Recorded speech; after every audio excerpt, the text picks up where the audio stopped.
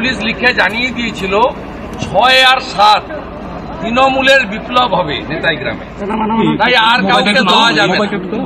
কায়দা করে সব করেছে। নেতাই শহীদদের ছবি নেই,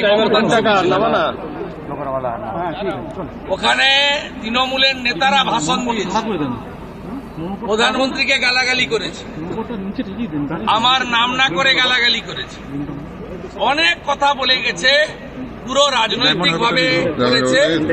4 লক্ষ টাকা খরচ করেছে, 61টা গাড়ি ভাড়া করেছে, তারপরেও লোক সংখ্যা হলো 230, তারপরেও 230।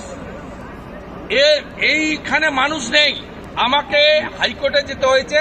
লজ্জা লাগে ঝাড়গ্রাম পুলিশ, এখানকার এসপি একজন ডিএসপি কে 2 দিন কোর্টে পাঠিয়েছে, যাতে সেখানে বলা হয়েছে নেতাই শহীদ পরিবার, আহত ব্যক্তি এবং গ্রামবাসীরা আমাকে নাকি চায় না। আবার পরের দিন হিয়ারিং এ 2 জন শহীদ পরিবার এবং 8 জন আহত গুলিবিদ্ধ কোর্টে গেছিল।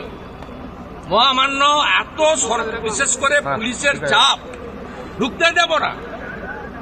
মহামান্য আদালতের কাছে আমি কৃতজ্ঞ, আমাকে একা আর আমার মন্ডল প্রেসিডেন্ট অনুপ 2 জনকে অ্যালাউ করা হয়েছে।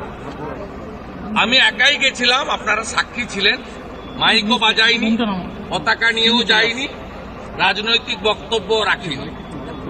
আমি আমাদের ভারতীয় সংস্কৃতি মেনে শহীদ বেদি ধৌত করেছি গঙ্গা জল দিয়ে, আমার নিজের রুমাল দিয়ে মুছেছি, ফুলমালা চাপিয়েছি, ধূপ দিয়েছি, মোমবাতি আগুন অগ্নি প্রজ্বলিত করে প্রণাম করে আমাকে ছাড়লো না। আহত লোকেরা তাদের বাড়িতে নিয়ে গিয়ে রুটি, আলুর তরকারি, বেগুন ভাজা খাওয়ালো, বললো আপনি আমাদের জঙ্গলমহলের কুটুমকে আমরা ছাড়বো না। আমি তাদের আপ্যায়ন স্বীকার করেছি, তাদের পাশে থাকার অঙ্গীকার করেছি। 29 জন আহতর মধ্যে 25 জন আমার হাত থেকে শীতবস্ত্র উপহার এবং সামান্য কিছু সাহায্য গ্রহণ করেছেন, এবং 9 জন শহীদ পরিবারের মধ্যে 7 জন তারা আমার সঙ্গে মিলিত হয়েছেন।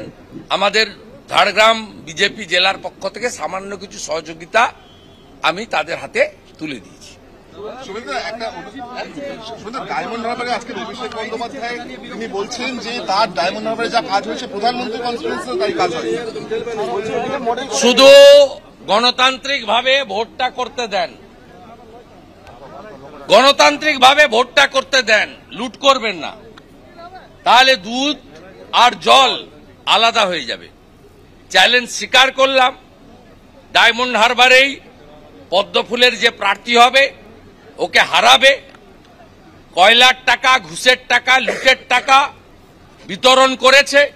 এই 16,800 জন ডোনারকে তার তালিকা চাই, তালিকা না চাইলে ইনকাম ট্যাক্সকে দাবি করব যে এরা ফেক ডোনার, আর্টিফিশিয়ালি বানানো ডোনার, না কয়লা, বালি, মদ বিক্রির টাকা, ডিয়ার লটারির টাকা, তার তথ্য অনুসন্ধান করে it's a big financial scam, it's a one type of bribe to the voters, যেটা ভারতীয় আইনে কখনোই স্বীকৃত নয়।